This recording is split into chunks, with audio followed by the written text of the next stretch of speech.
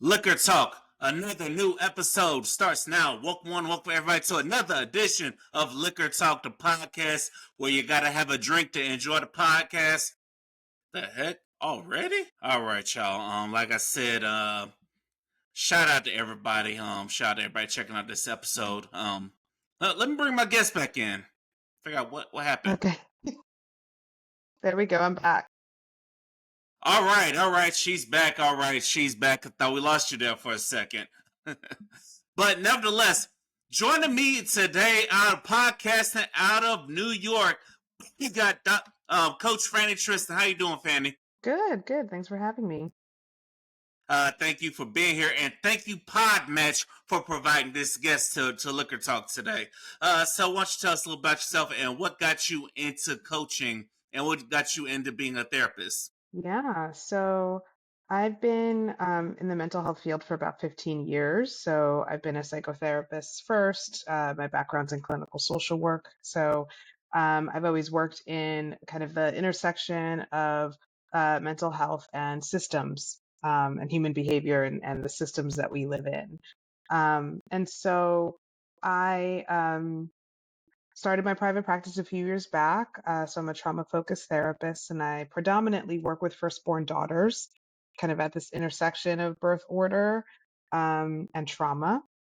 And I noticed that there was a pattern that was going on in my practice where I had a lot of women coming to me post breakup or had been single for a really long time and just felt really just uncomfortable with it, especially being women of a certain age and just feeling like they're not supposed to be single. And we did a lot of really wonderful work together in, uh, my trauma work. But I also know as someone that's kind of been in their shoes that there were a lot of holistic ways that I wanted to support them that was outside of the therapy office. That didn't have to be bound by a diagnosis that I knew would just be really helpful in helping them really transition into the place that they wanted to be in their lives. And that included things like travel, and actually getting together, and being able to learn from each other and grow together. And so that's kind of where the idea of Her Soul Supply was born, which is my coaching platform where I help single women and curate offerings for single women of color, um, in helping them learn how to decenter romance from what feels like is kind of the core of their happiness. And so that is something that I've launched in the last few years. And so I provide educational content. I have a live masterclass that I have every month talking about the systems that keep women feeling like they're not good enough. Um, and I run retreats and things like that, and events that just help women transition into the kind of people that they want to be, whether they're in a relationship or not. That's real. That's amazing work you've been doing. So, why specifically did you say you want to focus on firstborn daughters? Because I feel like everybody deals with trauma. So, why did you target firstborn daughters to begin? Yeah. So for my therapy practice, I noticed that I was seeing a lot of firstborn daughters. And I'm as a firstborn daughter myself, also an only child. Um, there are specific traits that are common amongst a lot of firstborns, specifically girls, um, that often manifest in specific ways in adulthood. For example, perfectionism, having a lot of um, kind of confusing relationships with things like power and control. Oftentimes have been voluntold to be the backup parent in a lot of situations. And so a lot of that has formed a lot of the tendencies of things like people pleasing, or a lot of selflessness, a lot of over functioning, very high functioning kind of people. A lot of firstborn daughters are in leadership positions. And so a lot of the drive that comes from that, right, oftentimes is a trauma reaction. And so oftentimes when, we live in a society that's very encouraging of these types of skills, like to be working really hard all the time and to be a perfectionist and to really want to climb, whatever ladder it is that you want to climb. that there often becomes a emotional stop point that happens, because sometimes these things aren't necessarily driven by the things that actually nourish us, especially if they're driven by traumatic experiences from childhood. Yeah, I totally get it. Cause like I said, I might not be a lady, but I'm definitely a firstborn. But from my mom and my dad, so I understand that burden of having to be a leader, and then also having to deal with a lot of the BS that comes with the parents when they get to older age, and also being a high functioning person as well. You know, grabbing the bull by the horns, being a leader as well. But sometimes we don't get no off days, and a lot of times a lot of firstborns don't have that safe space for people. Yeah, exactly. And so, my private practice, it's called Restorative Space. And that's really a place where I support a lot of women specifically dealing with that. So, what was your inspiration behind getting this practice started? Is this something you always wanted to do? Yeah, I think in my background in social work, I had been working for different nonprofits my whole career. I got a chance to work in a psychiatric emergency room, and so I got to learn a lot about crisis emergency care, which was really, really inspiring work. It's really where I cut my teeth in psychiatry and working on a psychiatric team of doctors. And so my work has really inspired me to slow down, because working in a psychiatric emergency room for close to a decade can get taxing after a while, and limiting in the kind of influence that you can have on folks when they're kind of stuck in a system, in a hospital system. And so that's when I got a little bit more inspired to explore more long term psychotherapy where I see people more repeatedly and not necessarily in crisis, but knowing very well that I can handle a crisis. And so I think that that's really where my love of being able to do things like one on one therapy or group therapy was born. That's real. That's real. Now, what are some things you've learned about yourself during the process from when you started up until now? Because I know you've been putting in some work. So, what are some things you've learned about yourself and that has helped better yourself to be able to assist people? Well, I mean, I think that like all mental health providers, we've always had to learn the skill of being present, and really being able to um, help people go through what they're going through and help people help themselves, right? We are not out here to be saviors.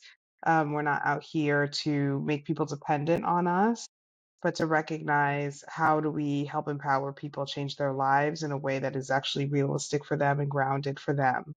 And I think developing that lens has been really, really helpful in being able to help people the way in which they want to be supported. That's real. So, now, if anybody wanted to get into this line of work, what is a piece of advice you would give to them? I would say you have to have a really open mind. And you really need to be grounded in your purpose as to why you want to do this. I think that if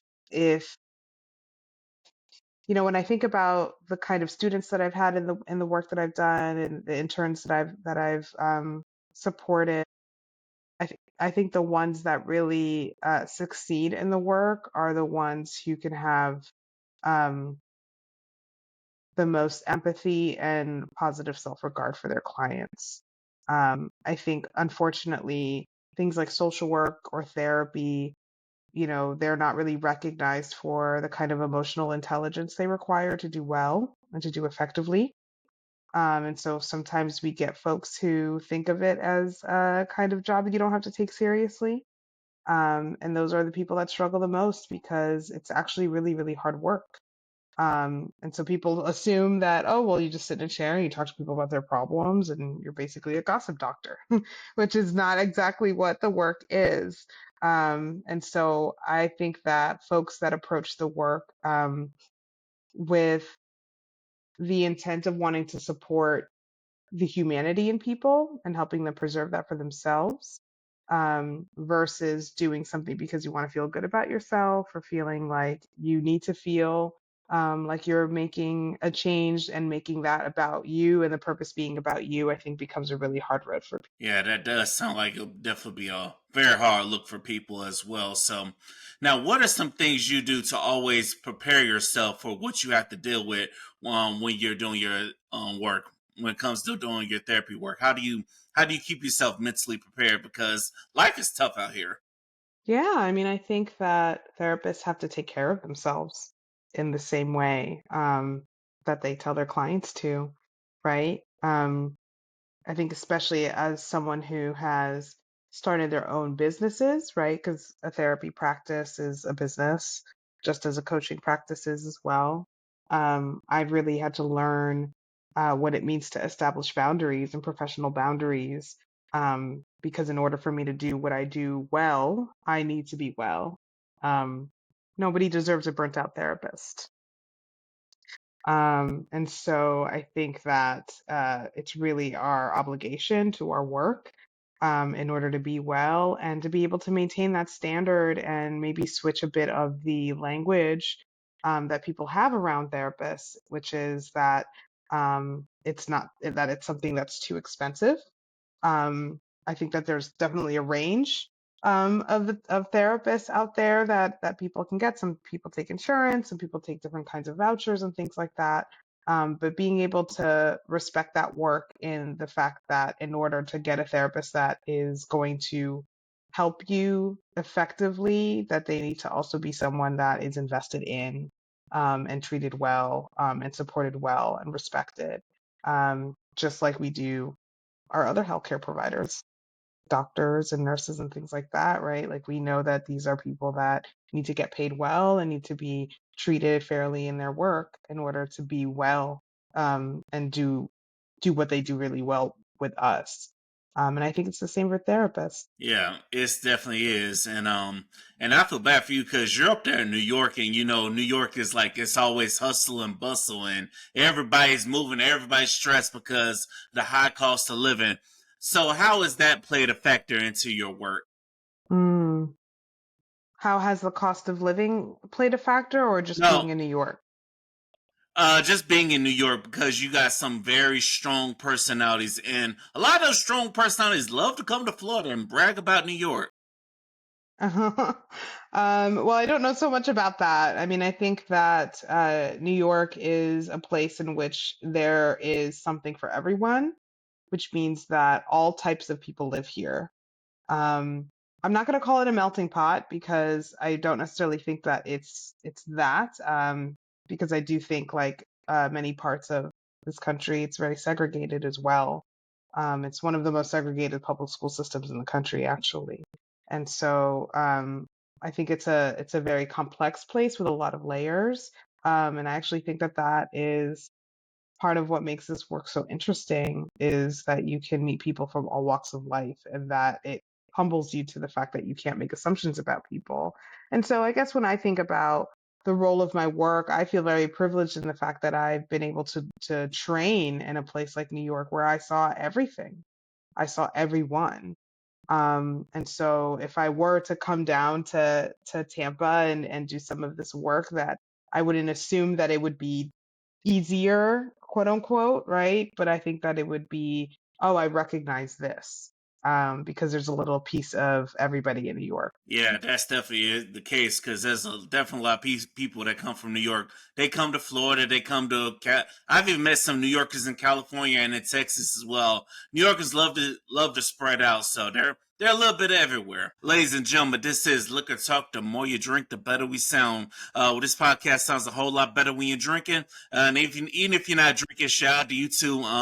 Shout out to everybody that's tuning in on Apple Podcasts, Spotify, iHeartRadio, or whether you're watching this on YouTube or TikTok, shout out to you as well. Now, Fanny, what is your favorite thing to drink? On a night out or a night with your husband or whenever, what's your favorite thing? What's your go-to liquor? So I'm actually drinking right now mezcal on the rocks. I really enjoy it. It's Mm-hmm. in my Amber Ruffin glass. I don't know if people remember that show, but Amber Ruffin had a nice late night show. Um, and she used to have a margarita at the end of her show. I think it was a margarita. It was something on the rocks. So I bought her a little commemorative glass, so I'm shouting her out tonight. But I love to drink a mezcal on the rocks with a little splash of lime. That's my go-to. That sounds good. That sounds good. For the people at home that don't know what a mezcal is, describe that for us. Yeah, so it is in the I guess I want to say tequila family. So it's not quite tequila, but it comes from the same plant, I believe, which is agave. But it comes from cacti, is what I can say. And so it is a bit of a different process than tequila. It has a smokier taste. So I think sometimes people call it like the they call it the whiskey of tequila. And so it Mm. has that kind of smokiness, and there's different kinds of mezcals that you can have. I like one called Joven, which it stands for young. Mezcal is something that is born out of Mexico, so it is a Mexican liquor. Um, and yeah, I've discovered it in the last few years. I find it to be a lot smoother than tequila. I know a lot of people have a lot of stories about tequila. And mezcal's a bit different than that. But it's a really nice thing to sip with a little bit of lime. Yeah, we definitely gotta give that a try. Definitely gotta try a good mezcal. Make us a mezcal margarita. Definitely gotta give that a try, ladies and gentlemen. So that's our homework assignment. If y'all listening to this podcast, go out and try your good mezcal, and come back in the comments or come back in the DMs and tell us what you think. Now, for your startup, through Her Soul Supply, what was the biggest inspiration behind starting this business? So Her Soul Supply is a coaching platform that was really born out of the inspiration of the women that were coming into my therapy practice, who were going through a lot of heartbreak and a lot of loneliness in the wake of breakups, or oftentimes losing close connections, right? I know when we often think about breakups, we think about romantic breakups, but people also break up with their best friends. People break up with the members of their family that they've learned to distance themselves from. And there is grief in that. It is actually a form of grief. And so a lot of the work that I do is coaching women around processing that grief and also processing through it together. Um, and really finding those ways to be able to create a life and think about envisioning a life um, that doesn't necessarily have that person by their side. That's real. That's amazing work. So I know you have a lot of things geared towards women. So what would be some advice to any men that want to support you? Yeah, I mean, I think that something that I've noticed, especially from the therapeutic side of things in my practice, I've had some men that have come to therapy, which I always find really exciting because it is something that everybody should do. I think everybody would benefit from therapy. And I do think that trauma is something that's very underdiagnosed. And so I think that, I've done some really incredible work with men in terms of their trauma work and their trauma processing. Um, and I think that there's also been something I've recognized that, in the spirit of men's men's health and men's health month, I believe it is in June, Yeah, men. Yeah, June is Men's Mental Health Month. Yeah. men's mental health month, um, Hmm. is recognizing that there are a lot of layers that need to be peeled back in order for men to really be able to do the kind of healing that they need to do. And sometimes that can be hard. I've definitely had men come to my practice who I think intellectually know, oh, I should go to therapy, or we live in this world where there's a lot more therapy talk and people are very pro therapy. So they know that it's a good thing to do, but aren't necessarily on board with peeling those layers. And I see that in the room, right? Because, I'm sitting here in a space where I'm used to being very intimate with people and getting really deep with people, but also not, and also being able to see how defended folks can be.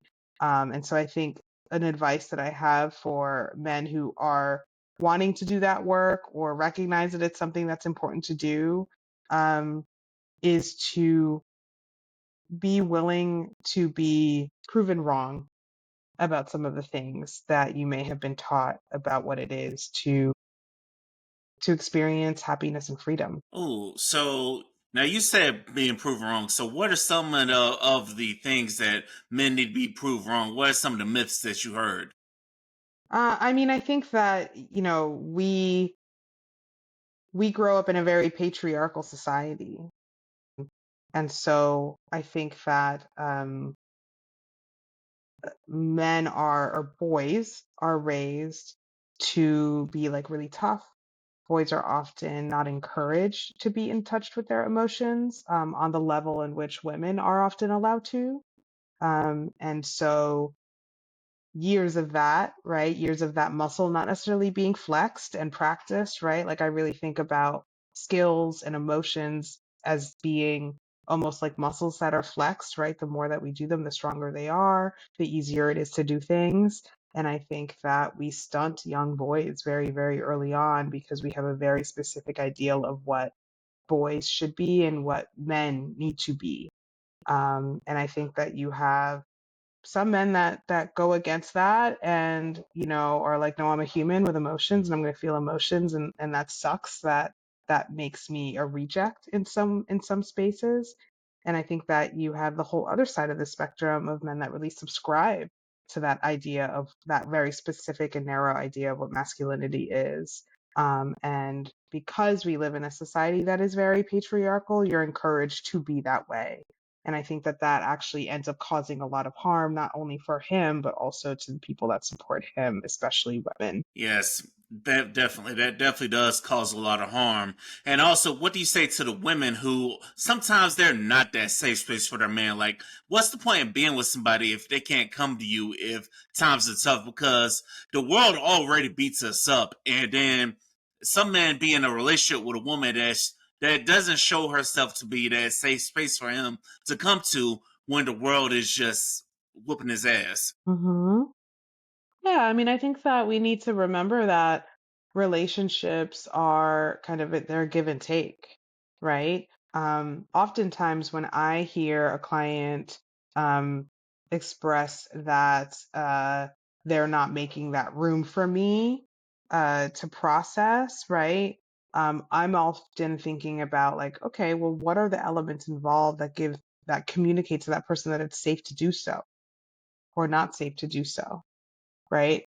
Um, an example of this is trust, right? I'm from the school of thought that trust is something that is earned by people. I don't go around thinking that I can't trust anybody. I do think that trust is something that is gray. It's not a binary. I trust you and coming on this podcast and having an honest conversation.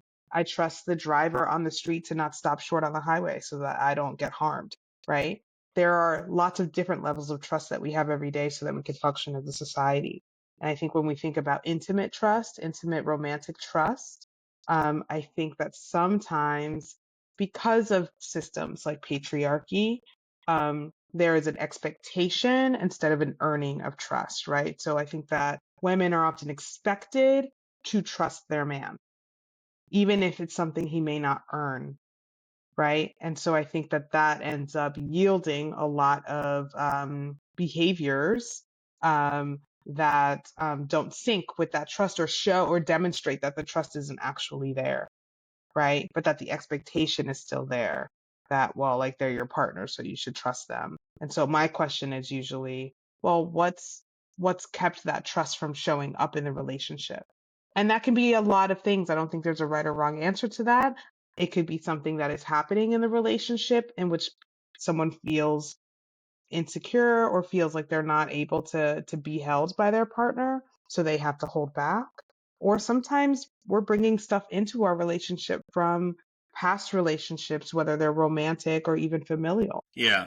And I really think people got to stop doing that last part, which is bringing in baggage from the old relationships. Because I understand things come and go. I understand that people don't want to be alone, but sometimes you might need to be alone to reevaluate things and to not bleed out on somebody else. Because you know what they say? They say hurt people definitely will hurt other people, will hurt innocent people who ain't got nothing to do with the situation. But because they're there, you might want to hurt them. Or you might just use them as a come up to heal yourself and then kick them to the curb. Hmm. Well, yeah, and I think that because of the social structures that we have, and again, I'm going back to patriarchy, right, is that there is a very specific understanding that people have about power and control. And what I mean by that is that for there to be a healthy relationship, whether it's romantic, friendship, familial, there has to be a kind of equal flow of power, right? Like someone is in control of this, someone's in control of that. There's a sync, right? You're able to kind of give and take And it looks power. like our get Oh, you back? am I back? Okay, my recording didn't stop, but did it stop on your end? Okay, I'm here. Are you here? No, I didn't stop at your end. I can hear you. Go ahead. Okay. Okay. So what I was saying is that in healthy relationships, there is like a give and take of power, that it's like this kind of fluid thing where like, I trust that you take the lead on this. I trust that you take the lead on that. Right. And that's something that kind of goes back and forth on various things. I think that oftentimes when we grow up with very traditional patriarchal ideas, the expectation, again, that word expectation goes back to, well, the man is the one that has the power by default. Um, and that can be one, something that is a bit outdated in the ways in which things have changed a lot. You know, a lot of women have, they earn more than some men, or they have had more school, or, there's just a lot of ways in which the strengths and the needs have changed based on gender, right? And so what often happens is that um, if we don't feel like we have the power, we'll take. Basically, what she was saying, if we don't have the power, we'll take the power. Shout out to everybody out there tuned in. Let me get her back on, ladies and gentlemen. Bear with us. Have some technical difficulties. Let's get her back in here. Yeah, I'm back. We're back. All right. Okay. Yeah, we're Yeah. back. We're definitely back. You were talking about the transferring of power, the power Mm-hmm. struggle, I guess. Yeah, yeah. And so sometimes when we are feeling disempowered, right, we want to take power, right? And so there are positive and negative ways in which we give and take power to people we care about or people that we want to trust, right? But I think because we often live under these kind of societal expectations that one person looks like they should be the one with the power, right? Or someone feels very disempowered for other reasons, right? We end up kind of fighting for power. And I think that that's something that we see a lot. Mm. Fighting for power. Why do people fight for power in relationships instead of realizing that relationships, they both, it's supposed to be a partnership. You're supposed to be, should be leaning on your partner, and your partner should be leaning on you, because there are some things where I might not know the answer, but my partner knows, and vice versa. So why do you think people have this battle for power instead of just coming together and being a team? Because I do think that a lot of people are taught negative ways of taking power. And so when you've been taught negative ways of taking power, and the examples of that are things like acting aggressively, whether that's verbally, physically, other negative ways of taking power is just hurting, like just breaking someone's boundaries, right? Like someone set a limit with you or communicated a need and you just like ignore it and you just like think it's petty or you think it's dumb or you don't take someone seriously, right? Like you are taking power from someone, right? Someone is using their power in a positive way by communicating their need, advocating for themselves. And you're taking that power, and instead of being like, okay, I'm going to hold that and I'm going to let you, you know, take that floor, right? And take you that lead because you've expressed a desire or a need or something that's important to you. But I don't think that people necessarily respond to uh, to that kind of receiving of that power. right? And so some people will just take it and be like, no, that doesn't matter. Or they'll gaslight and they'll say, I don't know what you're talking about. That's not even happening. And then they take that power back. And so I think power struggles happen because of the negative ways that we give and that we take power. I think the inverse of that is also the negative ways in which we give people power. Okay, and this is a lot of the work that I do with women in her soul supply. Is the nature of being a people pleaser often feels uh, depleting and disempowering, right? It's because you're Mm-hmm. giving your power. You're giving your power all the time, all your energy, all your resources, all the time ahead of some of the basic needs that you might have, right? Whereas I'm not saying we should live in a world where people aren't giving. I think we should always be able to give, especially when we have privileges other people do not have.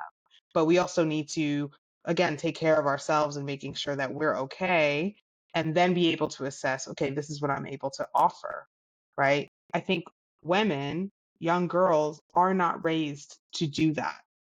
I think young girls are raised to be selfless, right? Give everything, right? I think when we think about these very traditional ideas of what a mother is, it's that she does anything for her child, right? We often think that, or we often judge women for being judged for being bad mothers because they want to have a night out with their girlfriends, or they want to be able to maintain a part of themselves that isn't a mother, right? We often judge women for that, right? When in reality, she's probably trying to maintain her identity in all of the different ways because we all have the right to do that, right?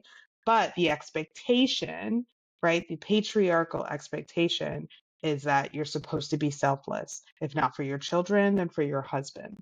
And I think that men benefit from that, right? Like you get to get your needs met before her, right? Can you imagine how much pain that can cause or how much resentment that can grow? Yes, now that I do imagine, but however, there are some men that they give way more before their needs even met, because there are men out there that they're just Yeah. leading with the giving, and they give a lot of themselves to somebody who ain't willing to meet them needs. They just want to use them, and then the person they want to give to, well, that person doesn't really value them. So it can go both ways. So I would definitely think that people need to take back their power, and it's okay to be selfish. That's what people need to say. Is it's definitely okay to be selfish, but not all the time. There's got to be a balance in this thing. Like you gotta put yourself first in some situations. Well, I also am saying that these things aren't particularly gendered. I don't think that power has to be gendered. I think that traditionally it has been taught to us as something that is gendered because when we think about people in presidential roles, we think of men, right? When we think about people in power or in positions of power, we traditionally think of it as men. That has changed significantly, right? Mm-hmm. I'm going to be 40 years old, so I'm kind of an older millennial. That has changed significantly in my life. Um, Listen, I what? did not guess she was 40. I thought she was in her 30s, but she. Oh, you heard that? I you did froze hear that. out. You froze out on me for a second. I said you're beautiful. I didn't think you were in your 40s, but hey.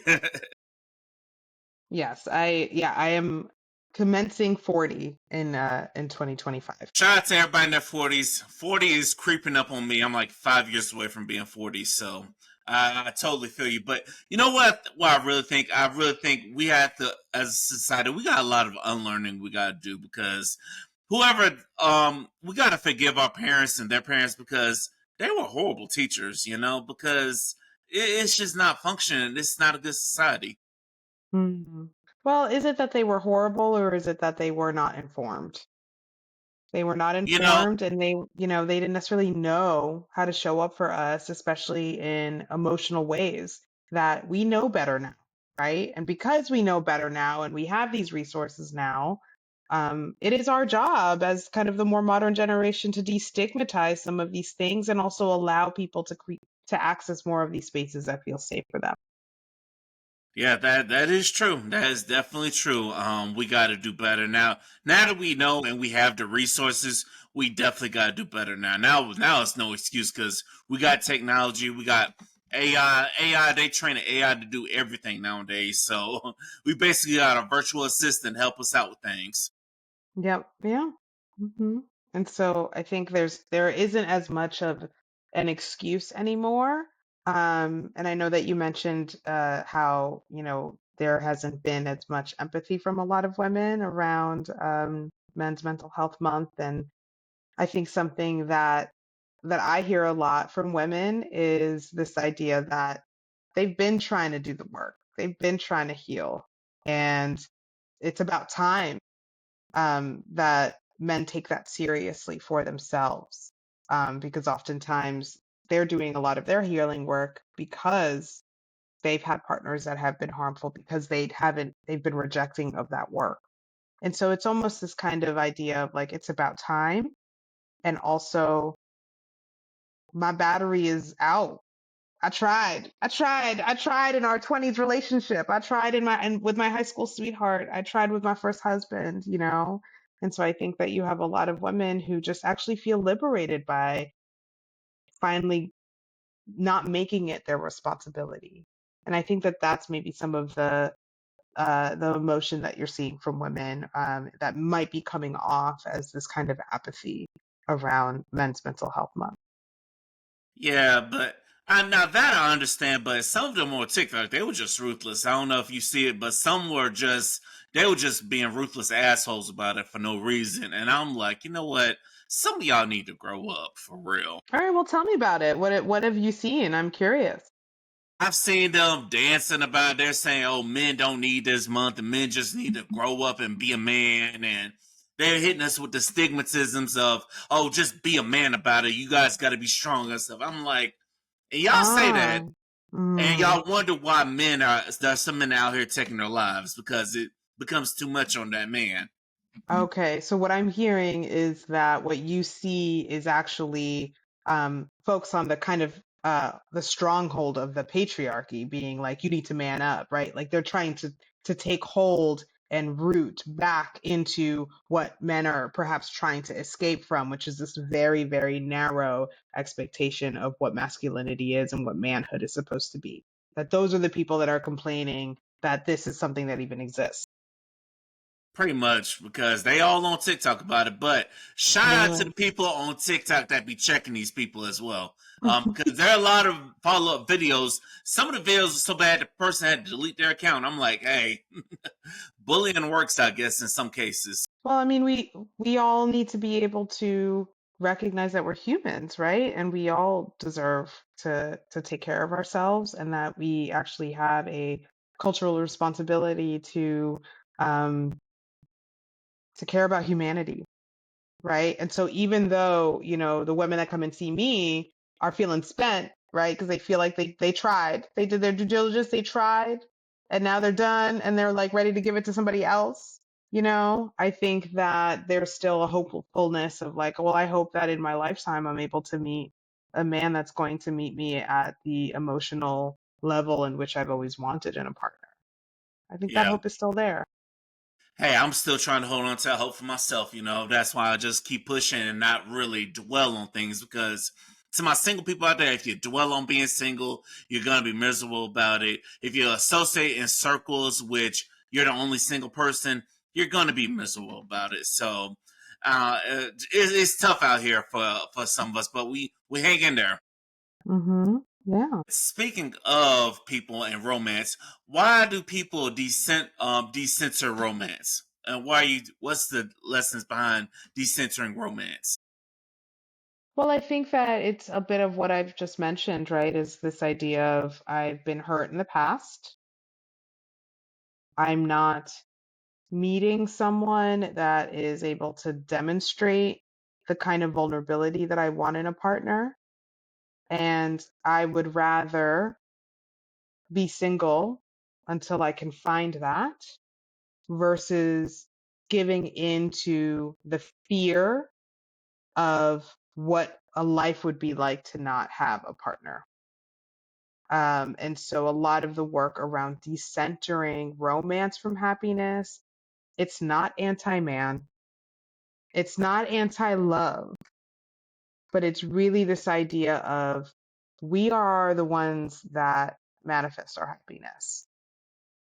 And the idea of feeling like you need to put your life on hold because your person hasn't arrived, I think is something that we need to stop doing, because every day is a gift and we have the right to live the lives that we pursue for ourselves, regardless of whether that partner is there. And I truly believe that your ability to live your life as authentically as you need to for yourself, right? To truly be you, to truly do the things you love, to truly be around the people that actually see you for who you are and love you for who you are.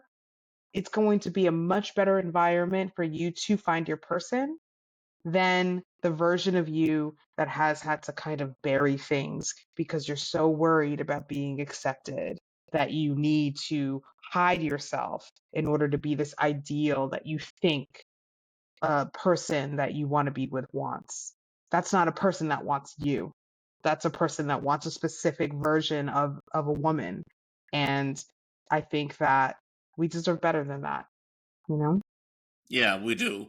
Everybody deserves every better than that. And also, I would tell those people, if you're trying to change yourself to cater to somebody, I need y'all to read this book called The Art of Not Giving a Fuck.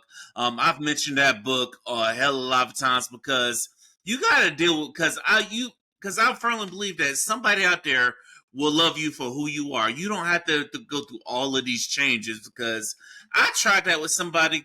Once I broke up with the person, I felt so free. I felt like me again.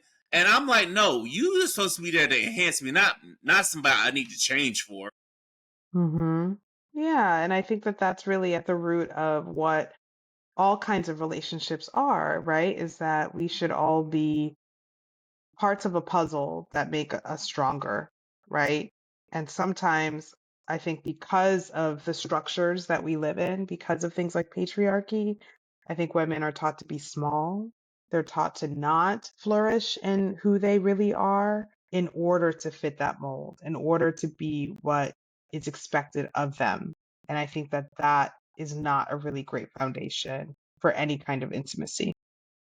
It's not. You should want your partner at your best. The man that really loves you, he gonna want his partner at his best, because when he's at his best and she's at her best, that's a goddamn power couple. I don't care what anybody say. That is a power couple. And that's what we need more of, instead of you catering to be in somebody's up. Because at the end of the day, we're gonna ask yourself, is you happy? Because people take their lives, and people, they go through they waste years of them lives not being happy. And at the end of the day, we need to be happy because life is short. Mm-hmm. Exactly. Yeah. And also, now, what is some advice you want to give to the people on how to make the most out of singlehood? Because there are a hell of a lot of single people out there. Where they at, Lord knows. But I know everybody's complaining about, oh, the dating pool's trash. If dating pool's this, dating pool's that. I'm like, enough about the damn dating pool, y'all. I'm about tired of hearing it. So, how do people make the most out of their singlehood? I say find each other and go have fun. Find each other and go have fun. And I really think that you need to do things that play to your strengths, right? If the apps are making you feel agony, because they are superficial, because they are based on an algorithm, right? Like I met my husband um I met my husband online dating, but I met him at a time before Tinder existed. And so I had a profile and with my interests on them, right? It was like a very, very, very different way of online dating that doesn't exist anymore. And Was it so, Black Planet? Was it Planet or? no, not Black Panther. It was actually Okay Cupid. Um, Yeah, I think yeah, that still exists. I think it it still does. exists. It does, but I think it's like I doubt that it has any of the features that I remember it having. Um, and I think that, you know, things like the apps, like it's just one tool. It's one tool out of many tools that you can use to expose yourself to new people. And you're Hmm. going to be your best self when you are doing things that you enjoy. So go do things you enjoy. And if you have too many friends that are coupled up, then go make friends. Go make single friends. They're going to want to do everything with you because they have time. They have time and they don't have to split their resources. So go make some friends, right? And I think by nature, your world would expand. I think we live in a very technological world where we become more siloed because everything is so full service, everything is at our doorstep, right? And so it's actually forced us to be inside more, right? But in reality, traditionally, people just met through people. So then just Yep. go out with people. So go out with people and live your life. Go on that solo trip. You know how many travel agencies are out there that are just for solo travelers to get together? So you don't actually have to be alone when you travel? Like that's Really? to me is a gold mine. It's like, yes, go on the trip. Go on the trip. Who cares if the group chat isn't going because your friend just had a baby or your friend is like really madly in love in her relationship and so she's not prioritizing you? Then just go on this solo trip, right? And there are definitely amazing groups out there where you can go and there are other women just like you who are like, I wasn't waiting for the group chat. So I'm glad I can finally go to Greece. I can finally go to Bali. I can finally go to wine country in California because I always wanted to do that with some girlfriends, right? You can still do that. You don't need a partner to do that. And so take advantage because you're going to look back and you're going to be like, dang, I could have done all of this stuff. And here I was waiting Yes. around for someone to do it with. Yes, I definitely agree with that.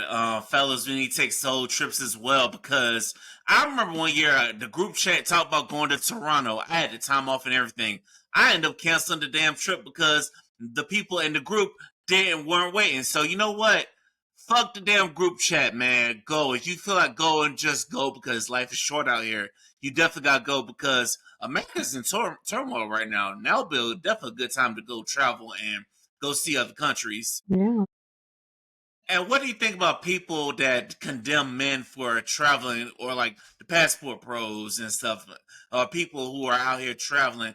I've seen videos of women just getting on men, like, why are you out here traveling, go meeting women and stuff? I'm like, that ain't necessarily the goal of a passport bro. Maybe it's to go see another country, go see other places. So I think I might be showing my age because I don't know what a passport bro is. This is just a guy who is like living his best single life and just traveling, like not having roots anywhere. Like, what does that mean? Basically, passport bros are basically a group of guys that just not having roots, not being single, and just going to travel. And I remember Okay. one group, Yeah. a group of women got mad at men for that. I'm like, why y'all get mad at the bros for getting their passports and going to different countries? Yeah. I mean, I'm assuming that they're doing this to people on the internet. They might not actually know that closely, so there might be some projection going on. Sometimes I think that is because I'm like, sometimes those guys they be traveling and they be living their best life, and I'm like, well, it sounds like it's a lot of projection, a lot of anger projection because you can't do it. Well, it may not necessarily be like you can't do it, but it can also be like, is that what my ex was doing when he was cheating? Right? Like, I think that Mm-hmm. there's pain. I think that there's a lot of pain in the world. I think there's a lot of pain behind why people do what they do, especially when they act rudely, aggressively. Like, I think it's all pain. But here, this is me speaking as a therapist. I'm always going to take that angle. You know, I can see it, but I definitely see it because it's a lot of unhealed people in this world. So it's a lot of pain everywhere. And then you got some people that just learn to deal with the pain, instead of taking the time to sit down to heal because life is short. And sometimes you gotta play the game while you're injured because I've seen pro athletes do it. They'll play on a bad ankle or something, and they're all Yeah. for the thrill of it.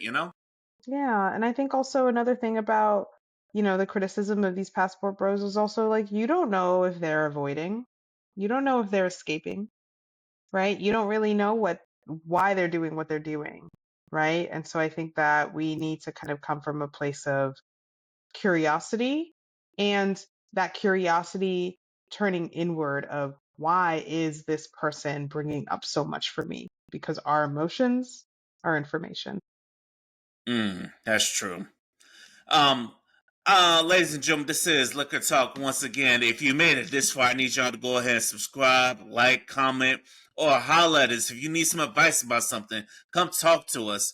So, going back to the singlehood experience, how does race, class, and culture impact the singlehood experience? Because the one thing I did see today on TikTok was a black woman that was calling out the basically other black women for being okay with things somebody of another race would do, but yet if a black man did it, they want to condemn them to their homegirls. I'm sorry, I lost you there. So you're wondering about how there's this phenomenon that women are being critical of they're being critical of men for things that they wouldn't blame men of another race of doing?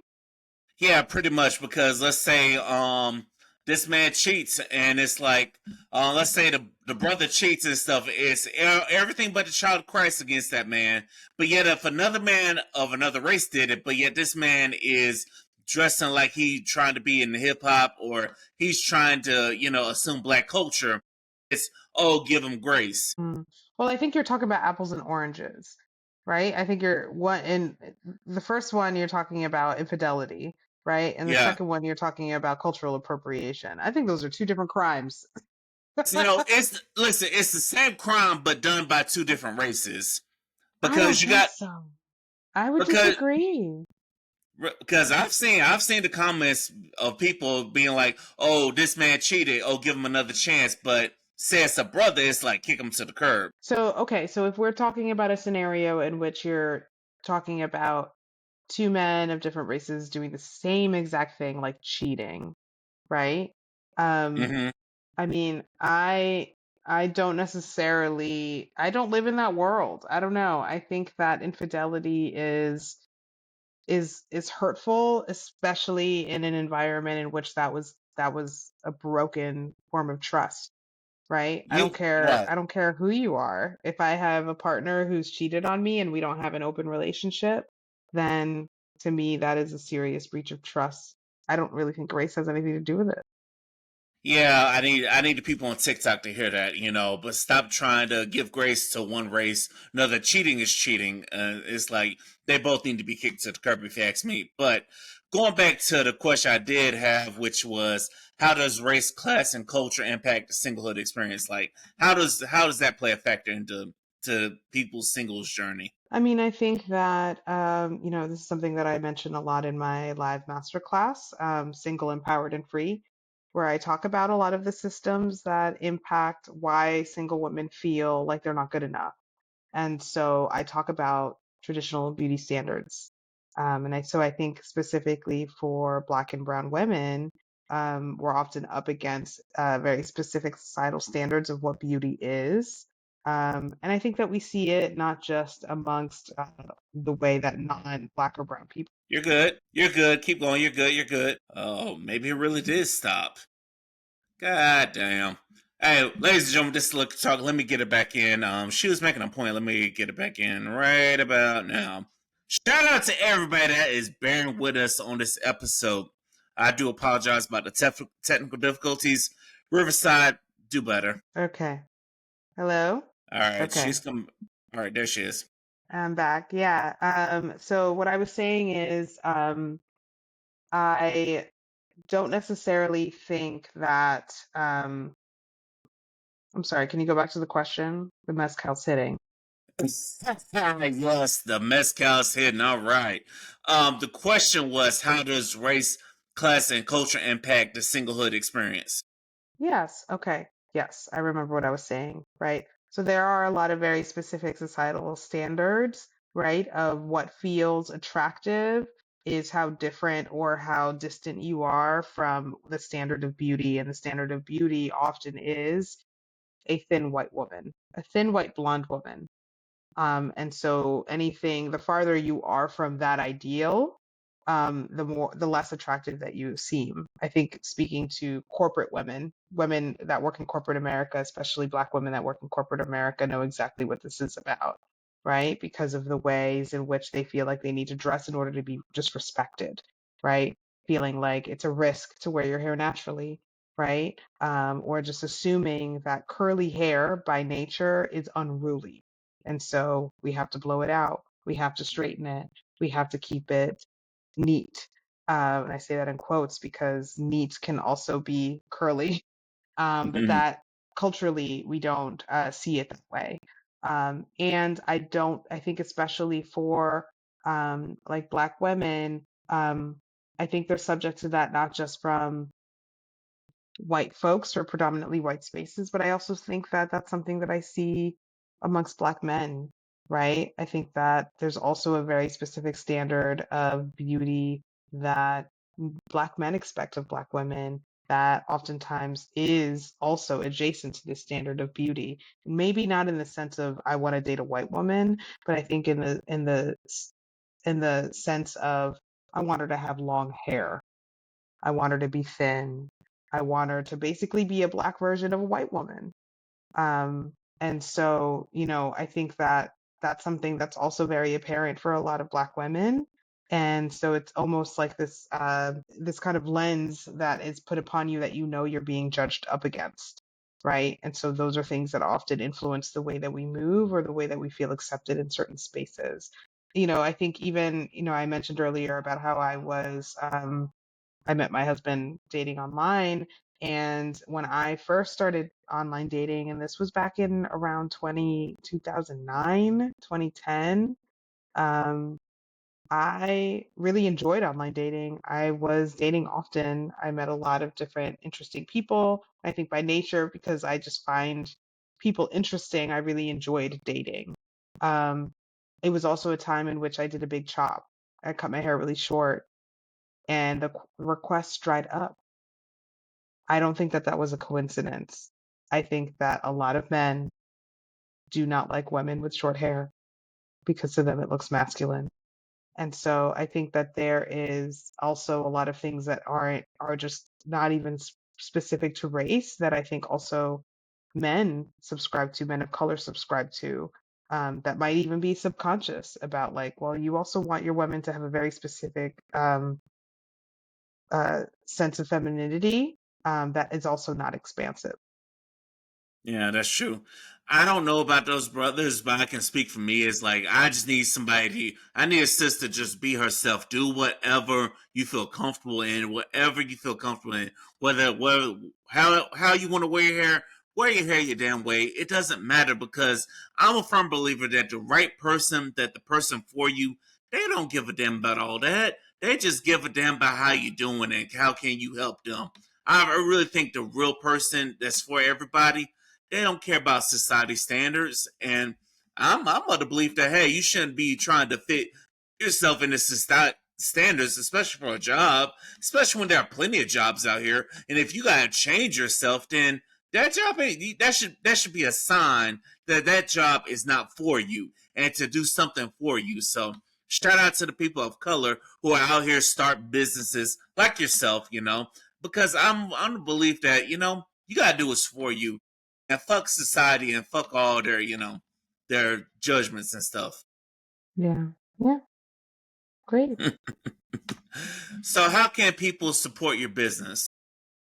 So please, people can come to my website. They can follow me. I'm most active on Instagram. I'm also on TikTok at Her Soul Supply. I just started a YouTube channel. It's not really that active, but I do have some shorts on there, so people can follow me there as well. And I have some freebies on my website. I have some guides to combating loneliness, a guide to building trust. And so people can, look for some of those resources there. And you can join me for my live masterclass, which I do host every month, called Single, Empowered, and Free, which is a 90-minute live workshop that I do curated for single women of color, so that they can think about all of the systems that impact the way that they're feeling, in their singlehood life. That's real. That's definitely real. Fanny, I want to thank you for blessing the Liquor Talk with your presence.